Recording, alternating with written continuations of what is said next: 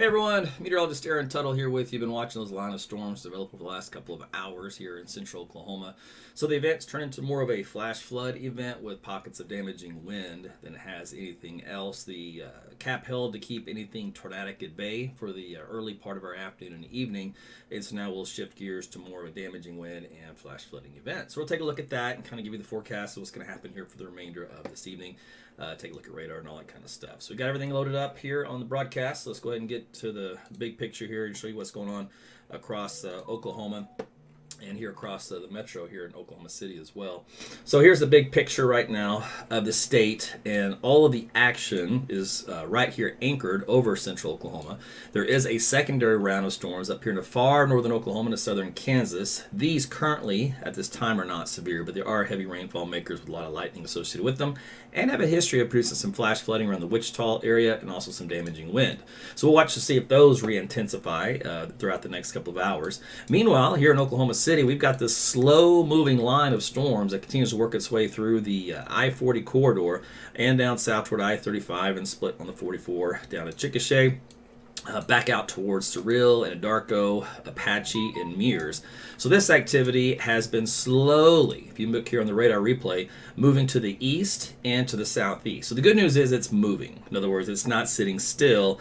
It just went over to an area that experienced already some pretty significant rainfall. So for example, this morning, we had rainfall amounts here in Moore of around 4 inches to 4.5 inches of rain. So this area here is very prone to flooding with any rainfall that does come down this evening. So everywhere you see this little yellow areas, which basically stretches from the Rural Rogers Airport region out at Mustang, just on the south end of Tinker, right along 240, down on 77 and off 35. This sweet spot here in the south side of Oklahoma City and around the Moore area is just going to, unfortunately, get a lot of heavy rainfall again, on top of the spot that already got hit this morning and last night. So that means we're going to be getting more flash flooding reports coming in as we go throughout the evening and overnight. Out here in southeast Oklahoma from there, these areas also got hit with 3, 4, 5 inches of estimated rainfall between, say, Shawnee and McAllister. So that'd be another area to watch for some flash flooding here as we go throughout our evening. So that's kind of the big picture of what's happening right now.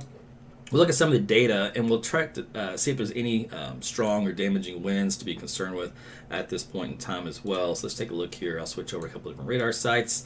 Really for anything that's very bright green. This particular case here, this doesn't all that much. It's like 40 to 50 miles per hour. Bright red as well toward Bethel Acres and Pink. This stuff also is not that much. It's only around 40 miles per hour. Let's see down here on Slaughtersville and Purcell. Looks like the same deal there. So right now winds are behaving for the most part. You do see some highlighted areas where you have little brighter areas of green. I think that'll be the trend as we go throughout the evening. We'll have additional areas where you'll just get pockets of damaging wind, and then as this line kind of continues to congeal into more of a squall line appearance and work its way with a more bow structure to it as it moves to the south and southeast, it should have a more of a widespread wind damage component with it as it moves into southern and southeastern Oklahoma over the next several hours. All right, so let's take a look here at some of the reports coming in. So we have these little icons here on the map. These are where reports have come in from flash flooding. So for example, road flooding on Penn, south of 240, water covering all lanes in some places. Here's another report here where street road flooding, vehicles are stranded. Another one here, flash flooding report for street road flooding. And this is all basically right around Penn. So this is just south of 40. It's pretty much on the county lines. If you live on the south side of Oklahoma County, and it's about southwest 89th Street on down to, let's see, where are we at here? 104th. That seems to be some of those reports that are coming in. So it seems to be a hard hit area.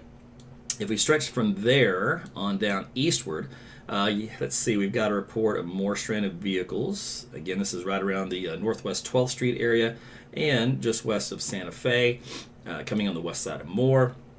We'll probably get more reports coming in. These are just the early versions of them so far. Here's another one, some stranded or at least some roadways that are covered enough water where the cars that can't get through or they got stuck. That's around 149th Street and let's see, Southwestern Avenue, so that intersection there. Another report here, it looks like some standing water or so. Stalled car, that's around just east of I-35. So that's on 19th Street and Southeastern Avenue. So there's another report there. Let's see, down here in Newcastle, we've had a report come in here. Also, same thing, street road flooding and or vehicles stranded in that particular area. So those are a lot of the reports coming in. That's what flash flooding can do. We call it flash flooding because it kind of comes on quickly. It doesn't last long, but it's enough to cause some problems while it's here. As I said, the heavy rainfall is moving, at least a pretty good clip to the east, so it's not going to sit over one particular area and continue just to flood out. But that's what we have right now over the south side of the metro. And the rainfall continues all the way back down to Chickasha, Nenica, Agawam, Apache. No reports here yet coming in of flash flooding. Now that might change, but that area wasn't hit so hard as here in southern Oklahoma City and the Moore area, where of course you have a little bit more of a drainage problem. And that's kind of the way that's looking at right now. Okay, so let's take a look at the winds again.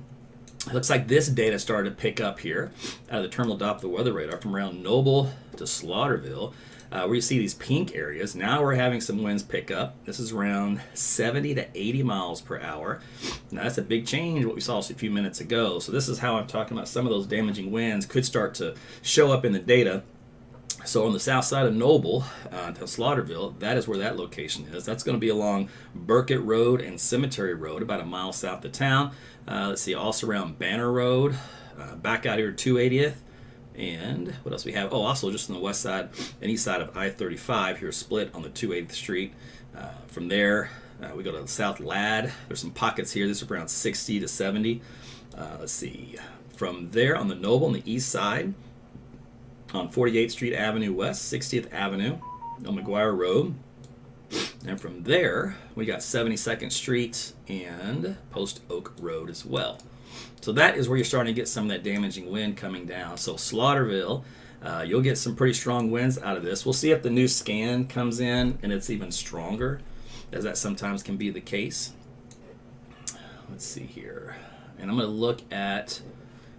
while that's updating there, I'm going to check out a different radar to see if we have a different component to that. We do. All right, so this is from the terminal Doppler weather radar. So this updates every minute. Okay, so we still have pockets of wind here in the pink. There's up around 69 to 70. In and around the Slaughterville area, also up around 70.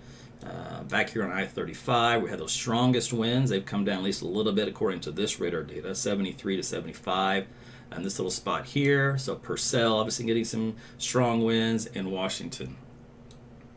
So that is what we got going right now for you. So we do have this a little bit more of a damaging wind component starting to take shape here since I started broadcasting, along with the flash flooding that continues. Now here is an estimated time of arrival for these particular line of storms where the winds are picking up. So there's Norman, of course, already. That's past. This is east of there now. Let's see. Let's go on to further from Purcell. Let's see, Slaughterville, Lexington right now. And then we got Tecumseh coming up. Maud, Asher, Bowlegs, Kanawha, and Stratford. We can take a look at the movement on this and do an updated storm track. By the way, the severe thunderstorm warning that is associated with this line of storms, let's see, expires around 10 o'clock, moving southeast at 47 miles per hour. Obviously, it says max wind gust at 60. At the time when they put this warning out, those winds were not that strong. They picked up as we were broadcasting. That's how quickly this changed. So it'll become more of a damaging wind event. So let's go ahead and the speed limit, or the speed we said was about 47. So let's do a manual storm track on this for where we do have the strong winds, and I can do the leading edge of that. All right, so this will give us an updated time of arrival for these particular strong winds. So there's Wayne in Etowah coming up about 9:48 here in the next 5 minutes. Rosedale 9:52, Tribby 9:56, Macomb, Waynette at 10 o'clock, Byers 10:02, Maud 10:14, Kanawha 10:21, Bing at 10:29, Francis at 10:34. So you guys will be in the path of this developing squall line that'll be causing some straight line wind damage with it. Now, if you'll notice, and let me do it this way, I can show it to you. Let me see here. How do I want to do this? Yeah, let's do... Let me see if this will do it for me. Yeah, let's do this. All right, so I'm basically, if I can make this happen. I may not be able to make it happen. It's being goofy on me. All right, so this, is it going to show me the distance? Yeah, so you can see on the screen there's 12 miles in that direction. I was trying to get it to go the other way. Let me see if I can get that to update.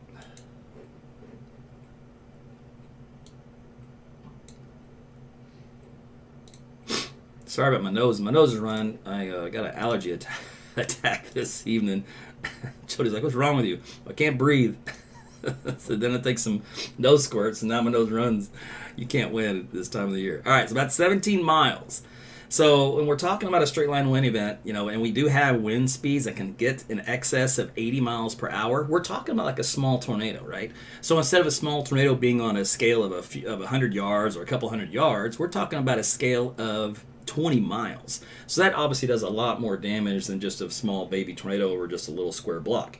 So that's why we kind of have to give a little bit more importance to these type of wind events that do occur.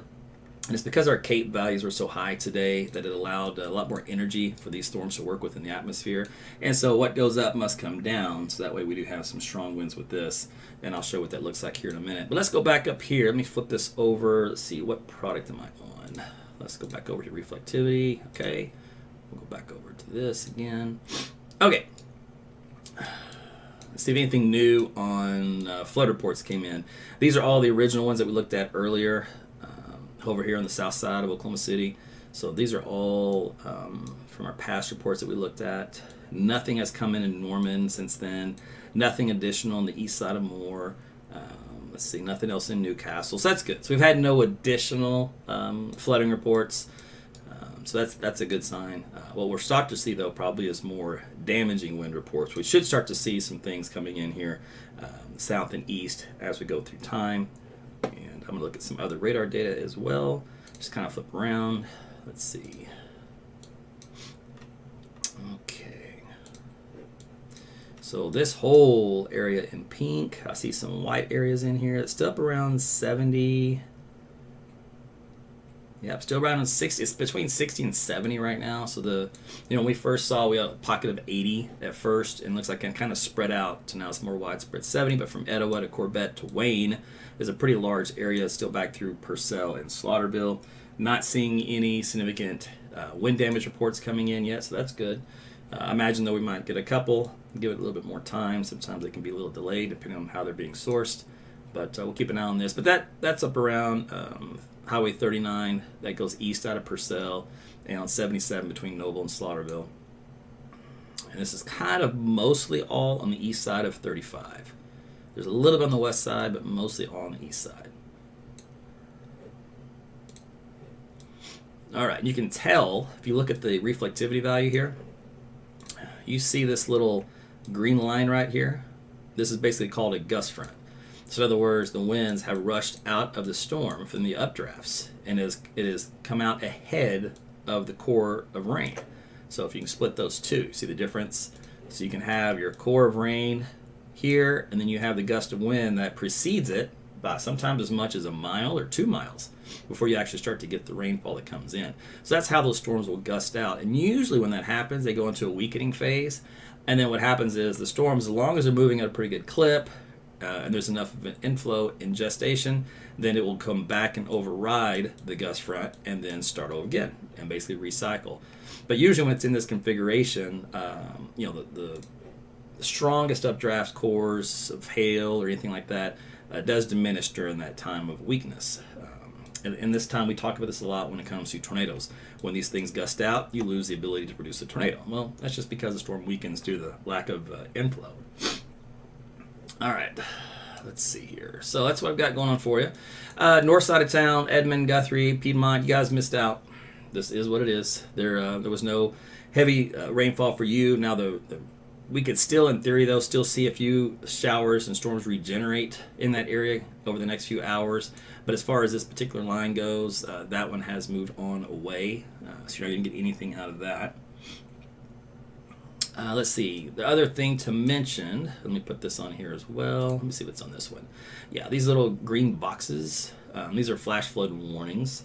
So if you have a NOAA weather radio, it may have gone off, and that's because of the flash flood warning situation. And those will go for a little bit more in time than a severe thunderstorm. So this one, for example, expires about 12:45. excuse me, around, well, covers a large area from Oklahoma City to Norman to Moore, Midwest City, Del City, Newcastle, Choctaw, Harris, Spencer Jones, Tacoma Park, Valley Brook, Tinker, Draper, Stella. Every time I see Stella, I want to go, Stella! From Seinfeld. Anyway. Okay, so that's what we got going on right now here in the metro. Again, let's take a look at these winds, see if they've changed any. Let's see, I do see a lot more pink showing up here just in the last scan, and that has gone up a little bit in intensity. So looking about 80 miles per hour now around the Etowah area. All right, there's 70s. So 70s to 80s. And then they drop off a little bit. Right around 70 just southwest there by a few miles. To Slaughterville, you're back in the 60s. And Purcell, you're back in the 60s. And Wayne and Rosedale, you're also back in the 60s. So then for right now, the heaviest winds are right here on Etowah. So let's take a look here. That's 180th Street and cross section of McGuire Road. Also Cemetery Road and Slaughterville Road. So that is where your strongest winds are, right here. Matter of fact, I see a little orange on the map on this particular output, and that is where your really strongest winds are.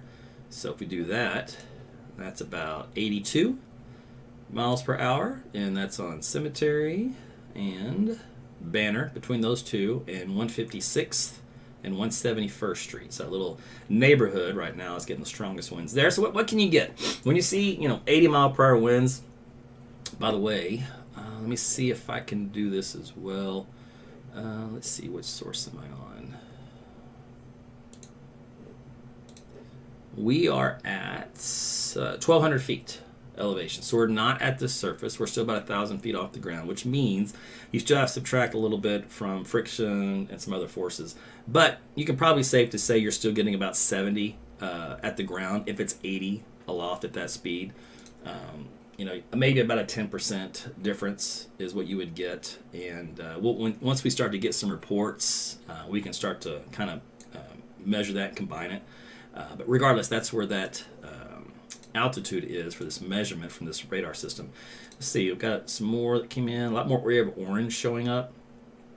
So wind speeds have gone up just a little bit more, about 80 to 85 in this area, the south area of Etowah. So this is again on 171st Street and just north of Banner Road. So that's where that location is of the strongest winds in this storm.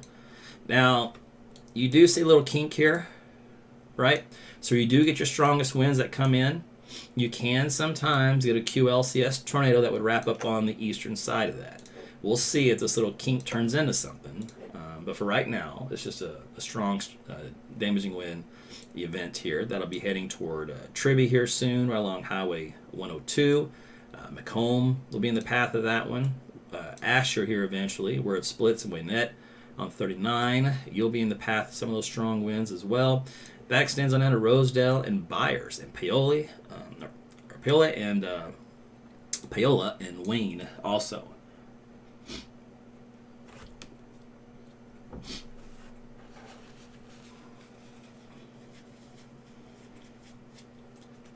Show must go on.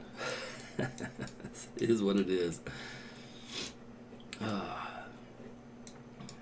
All right, let's see here. So, boy, why would y'all throw that name at me? Boonbonius Creek Road. If you live there, you've got the strong winds at 180th. That was a tough one. I'm still not sure I got that right. All right, any other reports of flooding? Here in Norman, a few of them did come in here. We got, let's see, some street flooding, and that's around 74. All right, and it's on Jenkins. So a little bit of street flooding there. That's not uncommon. Norman does flood a little bit when you do get heavy rainfall anyway. Let's see, also another report on 24th Avenue Southeast, right along 77. So some more street flooding. So what that looks like is basically, in this case, when these reports come in, it means the intersection that's been noted, the water is very high, and therefore it's either difficult for cars to get through or they don't go through because of the flooding. Here's another one here, Charles Street, looks like, and let's come up here. Give me the road. Robinson, yeah. So Robinson and Charles, I think we said. and there's Woods Avenue. So a little bit of flooding there on that part of Norman. Okay, see if anything else came in. This might be a new one here for more. Yeah, I think these here are new. Same idea, river over creek, creek flooding, street road flooding. Okay, that's on 48th Avenue Northwest at Indian Hills Road. Let's see, east and west of I-35 to Eastern. So a little bit more flooding in that area. Okay. So winds are still strong and around the Slaughterville area, Purcell, and also around Wayne, Rosedale a little bit, and this big area between Etowah and Tribby. Also, still getting these little orange areas, and these orange areas up around 80 miles per hour. Let's see, there's an 85. So I think, is 85 the strongest we've seen? When these things first started, I think they're about 85. Now, in the data that we looked at, or that I looked at and posted about at lunchtime, some of the winds in that data set went up to 100 miles per hour. So that was what was feasible if we tapped in all the realized CAPE in the atmosphere. Now, we didn't quite get to do that because the cap was a little strong, but obviously we're able to get to the 85s no problem. All right, so let's do a little back out, and we probably could do an updated track on this as well. Let's see here. Let's do any other additional development. Okay, so there is stuff here in northern Oklahoma, so we'll go take a look at that. You guys out here in Medicine Park, this activity is also kind of new for you. It's developing on top of you. It's on the tail end of this little complex that is moving on in. Let's see. Otherwise, standard stuff. As far as lightning and heavy rainfall goes, pockets of little wind. Nothing crazy like we've had on the east of this complex. Okay, so up here in northern Oklahoma, Enid, northeast of you guys, getting a little bit of a shower there. Marlin, Blackwell, Newkirk, Caw City, just a little standard thunderstorms. Nothing out of the usual. We got some new development. Looks like between Prague, Tulsa, just Bristow, just now firing up toward Claremore. That's just light showers for right now. We'll see if those increase with time. So what we're going to watch probably as this, it's called a line echo wave pattern. And what this will do is it'll form a area of low pressure, probably about in this area here. So if you can see a little L. And what will happen is, it's called a bookend vortex. And you will get air that comes down and rotates in this fashion. And that bookend vortex then causes a bow echo appearance to the line. Now you can see that little hints of this right here, right? And what that does then is that's the indication where you've got strong winds that come in down to the surface from the mid-levels of that thunderstorm. And that's how you can end up with some pretty strong damaging winds over kind of a large area. Anyway, so as that low in this little system develops, this will give it the oomph to keep it going, and it will basically just kind of do this. It'll either move in kind of a southeastern fashion. Sometimes they move in an eastward fashion. One of the two, but it's going to have kind of an east-southeast component. So point being is if you live around Holdenville, McAllister, Colgate, Ada, Eufaula, etc., you're going to get this line of storms. It's going to take about an hour or two, but you're going to get there. All right, let's see here. Let's go back to our colors. All right, from this radar system, I am about 1,200 feet off the ground as well, and I see a lot of orange. And on this color palette, it's up around 80 miles per hour. Hold up. Thought. Excuse me. I couldn't stop it. Oh, let me mute this. Now we don't have to hear me blow my...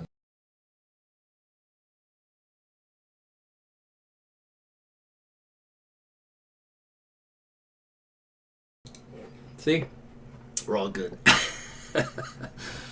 Okay.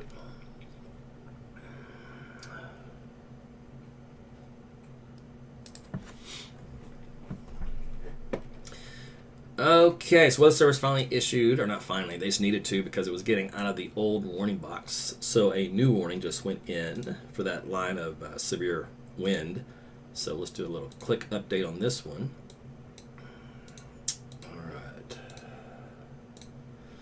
So this new severe thunderstorm warning will go until 10:45, moving southeast at 38 miles per hour. We have, now again, this is a little faux pas. I don't know why they haven't changed this. The max wind gust should not say 60. I'll look at the wording. It should be 80. Let's see here. But we've got southeastern Norman, Shawnee, Ada, Seminole, Tecumseh, Pauls Valley, Wewoka, Lexington, Pink, Stratford, Kanawha, Byng, Mild, Roth, Wayne, Earlsboro, Paola, Bowlegs, Asher, and Tribby. All right. Let me see if this has got the updated track on it. It does a little bit. So let's look at some times here. So we got Tecumseh now, and Winnett, and Earlsboro coming up next 5 minutes or so. Then we got Asher 10:13, Maud coming at 10:17, Stratford 10:19, Seminole 10:22, Bowlegs 10:25, Wewoka 10:39, Fitzhugh at 10:41, Ada 10:43, and Francis at 10:44. Okay, so those will be the communities affected by the strongest winds on this line. Oh yeah, I was going to read the actual wording on this. Let's see. They still have, that's so weird.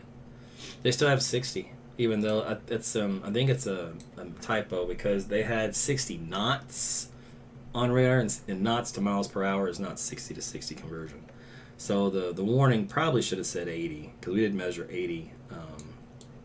We actually measured 85, the max winds. Let's see here. So Tribby to Waynette, right now you're getting the strongest winds. Looks like they've come down a little bit. Let's see, Tribby, you've got an 82 miles per hour out on top of you. South there's also about an 83 coming in toward Waynette, right on Highway 39 and 102. So the little orange spot I saw there in Tribby, that's where that strong wind is.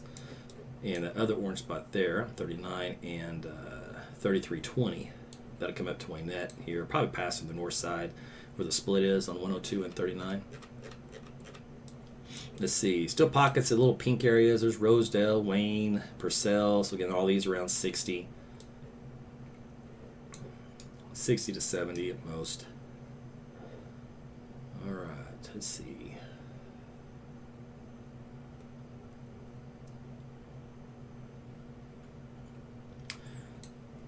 We still have that little kink here. Again, sometimes you get little QLCS tornadoes. Of course, if you had, let's say you had a baby tornado here, you wouldn't even notice it once you have a swath of wind right here at 86 miles per hour coming right after it. The only difference is the damage pattern. You'd have a little bit of a sparse damage pattern with this, where the items would go different directions, and where you'd have this one, all the items would go in one direction, basically to the east. But that wind's picked up a little bit here from the Tribby area. We're up almost close to 90, 88, strongest I've seen so far. It's right on Highway 102 and Jude and Jody Road. 102, Jude and Jody. I wonder who Jude and Jody is. Were, whichever. They got a road named after them. Let's see. Nothing tornadic that I see at this point in time. Don't expect it other than that QLCS possibility. Let's see. Let me look at some other data here.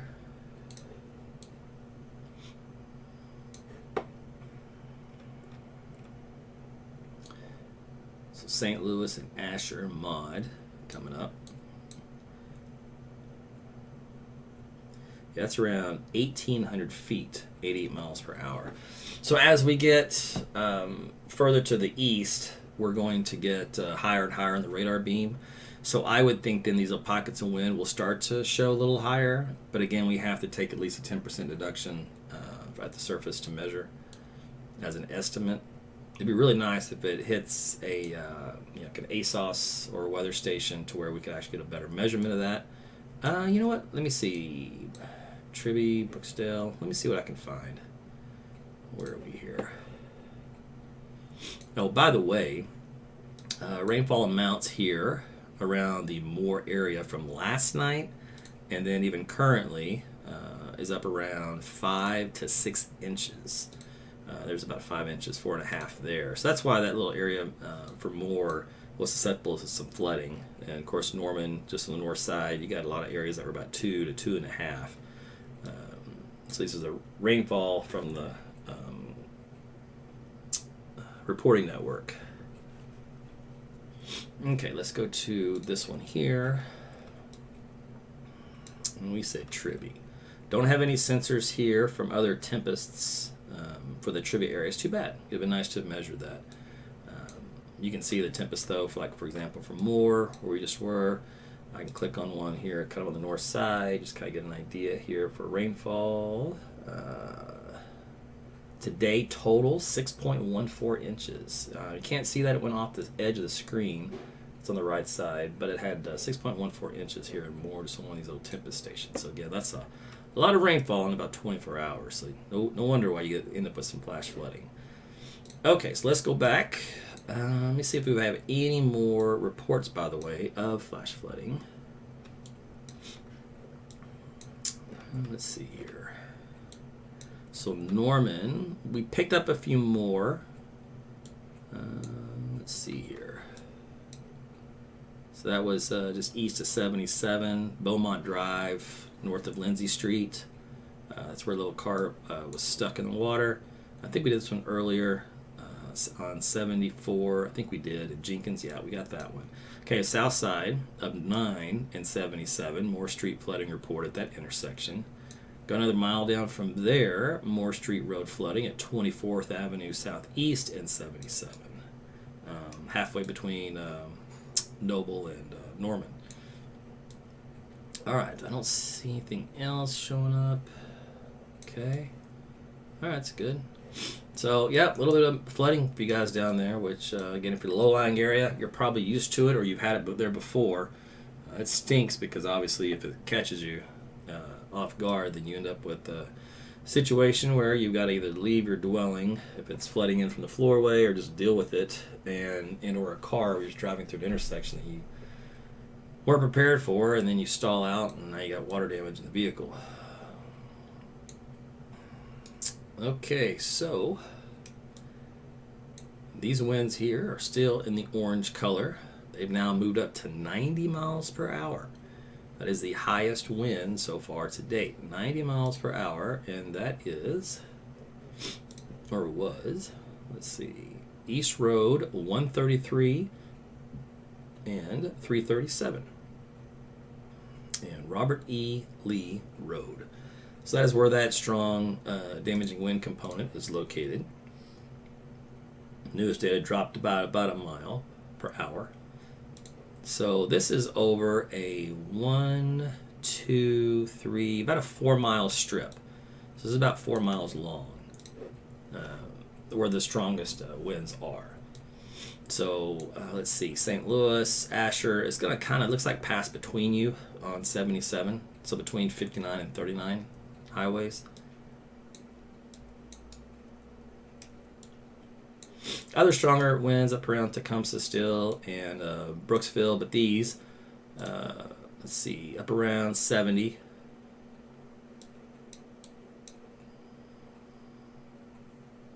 Still close to 90. That little spot there. Let's see, down here, Paola, you guys are having some wind up around 50 to 60. Pauls Valley, you're getting in just to the wind now. Let's see, it's about it. Everybody else is behaving, looks like. Okay, so forecast-wise, let me show you what's happening with that, and then we'll come back to the wind damage deal. Let's see how well the model did tonight at predicting what was going to happen. Okay, so at 9 o'clock, 10 o'clock, it kind of knows what's going on. Not really. You see that stuff here, and then it's got some new stuff that pops up on the north side of town between us and Kansas, right? And then that moves back through. We'll see if that verifies because it doesn't even know the first round is happening. Then it collectively moves down into southern and southeastern Oklahoma. So here's 4 o'clock in the morning, for example, and then there's 5 o'clock, 6 o'clock from Dallas-Fort Worth through northeastern Texas.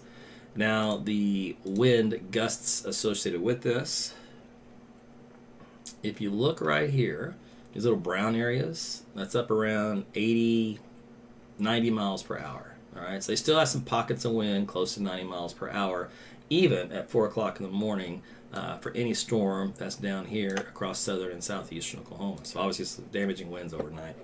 Now, I won't be able to stay up late to cover those type of winds, but I suggest you use my weather app, AT's Weather to Go. It'll let you know if you have some damaging or dangerous storms approaching, which includes that as a component in its warning criteria. Let's see, this is a newer run of that model. It stinks. It doesn't even know what's going on. It's so funny because, these are what we call CAM models, convective allowing models, and they don't do a very good job sometimes during this transition period from spring to summer with storm development. So there's still some more storms it has. So at least it's getting a better idea. That stuff up in Kansas developing, and then that stuff here in Oklahoma City, it has a better approach to it. It's missing the whole western component, but at least it's got the eastern component. So it's getting better at trying to capture what's actually happening real time. It's just having a tough time with it. Okay, so let me see what else I want to show you. It was rainfall amounts. Let's see what happened here since we started doing this. Okay, so in Moore, when we started, I showed you about 5 inches of rain. So we can add to that. So there's 6.5, almost 7. So that's 1 to 2 inches of rain here that has fallen south of 240, between 35 and 44. So basically south end of the metro. All right, and then that's some 2 to 3, 4 inches between the two systems last night and now, west of there through Tuttle, Minco, and back out west toward the Wichita area. Let's see. Let's go east. Shawnee, again, back out here. This is all old rain, so you've had just that same amount of rain that we had in the metro, but just in that one system. So you'll get additional added to that later on. All right. So Winfield. Let's take a look at this. Looks like they've come down a little bit. I'm seeing a lot more just in the 70s. I don't see any orange, so I'm not seeing any 80s here for Asher. So winds have calmed down a lot more. In this latest scan, let's see what's this one. Okay, we finally got a thunderstorm wind gust that came in. This was not whenever we were measuring those strongest winds. So this is 58 miles per hour, but at least it's something. Down here, there's a 50 mile per hour wind. Okay, so where it wasn't even that strong, we got our normal standard, thunderstorm winds.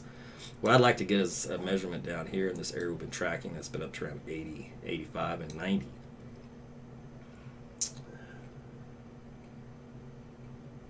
Let's see, look at some more data here.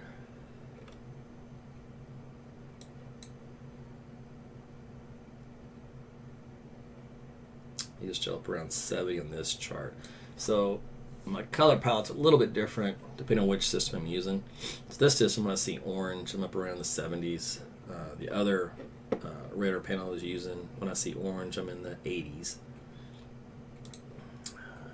So this one here is in the close to 80. This is 78. So Waynette to Asher. All right, and then it was this one here. This one's got the different palette on it. I wonder why that is. I love the same color scale.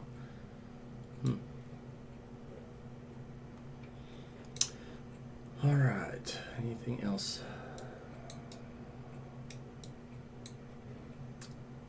So no storms tomorrow. This is all out of here for tonight. We get a quiet day Wednesday and really most of Thursday. Might be some storms out in the panhandle of Texas and maybe some isolated stuff out in western Oklahoma, but weak and far between out there. So that gives us a little bit of a break. All right, so if Waynette, Asher, you guys are getting the strongest winds within this particular storm. Let's do an updated track on this. What time is it? Yeah. So we got, let's see, Maud. Now, Stratford, 1019, Kanawha, 1021, Seminole, 1021, Bowlegs, 1023, Ada, 1034, Fitzhugh, 1037, Holdenville, 1044, and we have Tupelo at 11. So you guys can expect some strong straight line winds coming in your area about that time.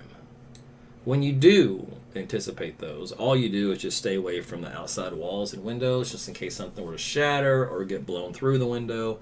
Same kind of idea when you're dealing with the tornado. You just want to stay away from the anything that's going to hit you with flying debris.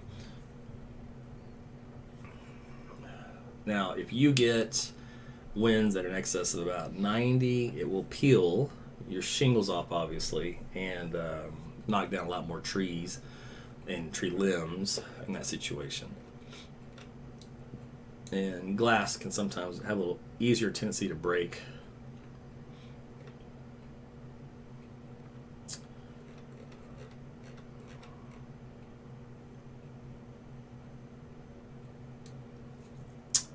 All right, so this is our severe line of storms that is now pushing east of Oklahoma City.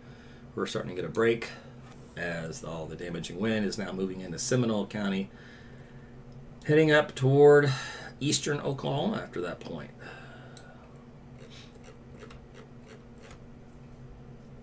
Now they're also getting some good winds down here south of Lindsay. There are some little areas along State Highway 76 and 29 here in the pink, and that's up around 60 to 70. Still some decent wind there. Maysville also, so Elmore City, Bray, you might get a little bit of wind. Tatum's, Velma, Wynnewood, Davis. Nothing like on the east side at this point, but there's still little pockets of some tiny wind here and there. That's in excess of 60 miles per hour. We have not had many reports of large hail with this, so most of the hail's been relatively small.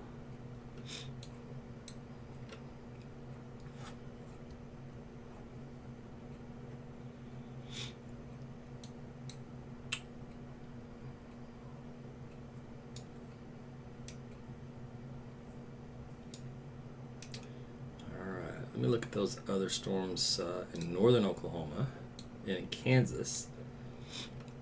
No warnings with these still, which means they're just standard thunderstorms with lightning, heavy rainfall. That's moving into the Bartlesville area, stretching back to Ponca City and Red Rock, so none of these are severe. And in Tulsa, we still have some developing showers that now have some lightning with them.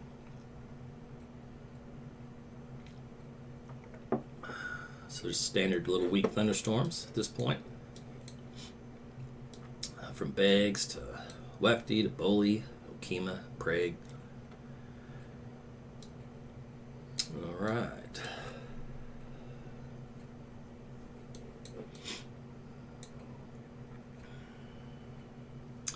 Let me look at the our wind field.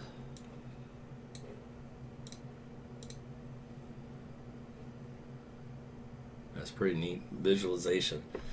So this was our shear on the left when the storms were arriving. So you had kind of a southeast surface wind that turned to the west with height up to around the first 6,000 feet in the atmosphere. All right. Then after the storms went through, that squalling went through, and you notice how these winds out of the west, northwest, work their way down to the surface. Now, they don't show up here in the data, but they're there. But bottom line is kind of how you can visualize how you can have winds in mid-levels of the atmosphere, have a component now that comes westerly at lower and lower and lower. So any stronger winds aloft can get pulled down closer to the ground.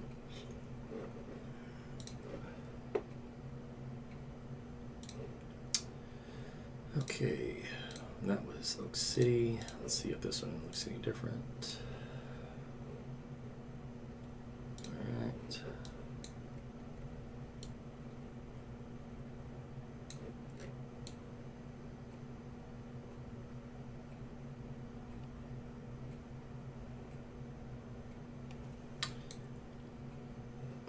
Let's see here.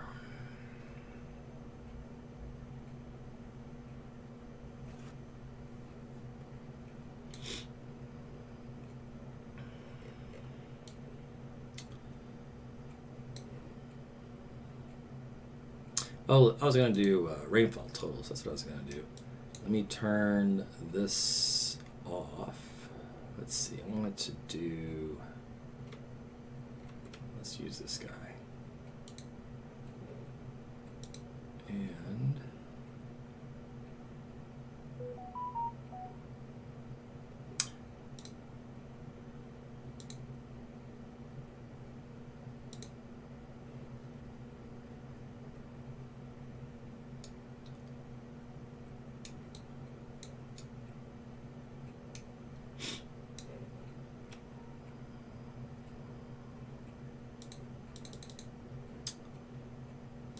come on, you can do it. There we go.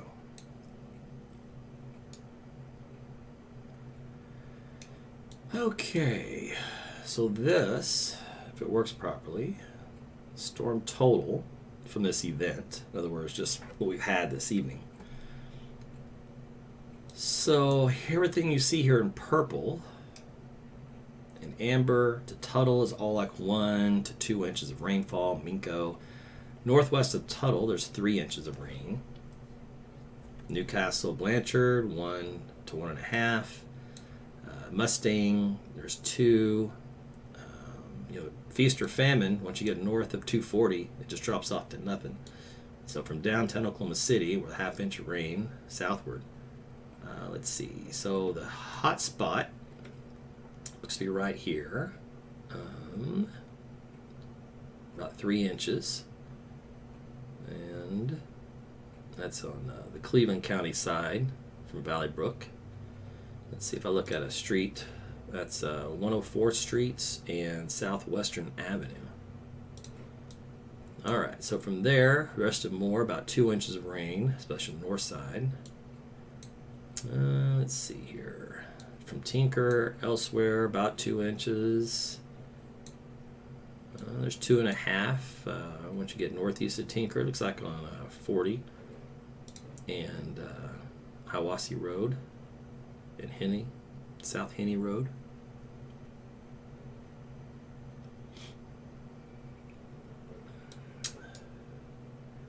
Okay, Cloud. Let's see, they had some pretty decent rainfall too. It's up around 3 inches. That was from, I guess it's probably from the system. Maybe from the other one from last night. Should be from this one though. Let's see, down here in Norman, about 1 inch. So I'm saying Norman can flood pretty easy. All it took was 1 inch quickly. Blanchard, Cole, Dibble, about 1 inch, 1.5 inches. So there you go. So there's a lot of reports there, just basically widespread 1 to 2 inches, with pockets up around 3 over about a 2-hour window. And so that caused some, obviously some street flooding. All right, so I want to show you that. Let's go back to the radar view. Let's see how our winds are looking.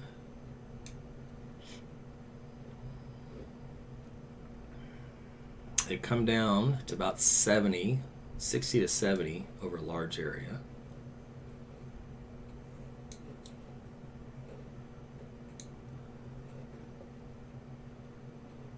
And let's see, what height are we at? 2,200 feet, 1,600 feet.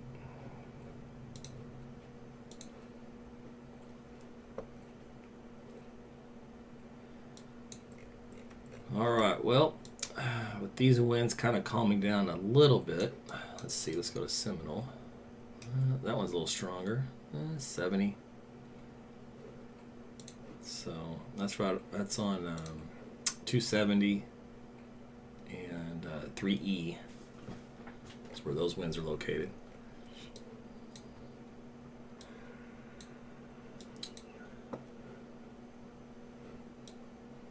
Let me use a different radar view. Let me try one over here, see what happens.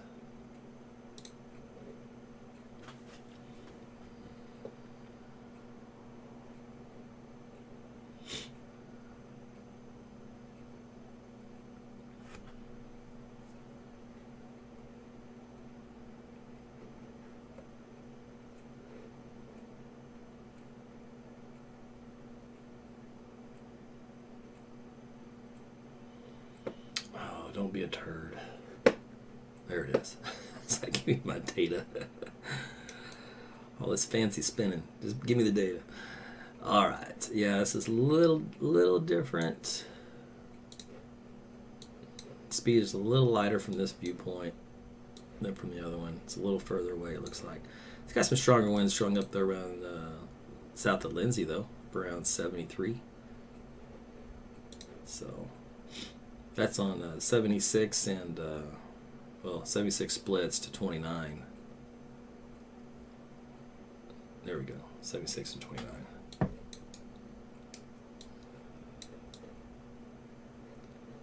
Okay.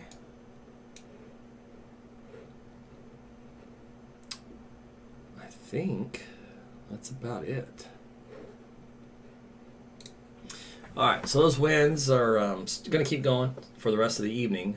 They may pick up again in intensity, given more time.